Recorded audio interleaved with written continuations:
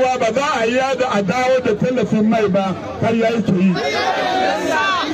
Idan shugaban kasar Najeriya yana so ya dawo da tallafin mai zai yi kasafi da ranar nan ya kai ma majalisa za su sa hannu za a amince da shi a kawo mishi ya sa hannu za a dawo da tallafin mayan Najeriya su huta. Domin haka ina da roƙonku a lokaci kamar haka ba a lokaci ne wanda za a nuna kiyaya ba, a lokaci kamar haka ba a lokacin da ake neman laifi ba, a lokaci kamar haka ba lokaci ne wanda za a kawo bambanci ba, a lokaci kamar haka ba lokaci ne wanda za a nuna wurin su cewa ku waye ne ba. Kowane dan Najeriya ne.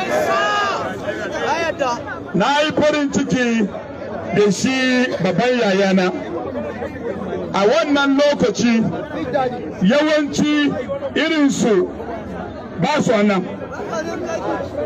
Akwai fastoci da limami wanda aka tura su je su yi addu'a kada a yi zanga-zanga.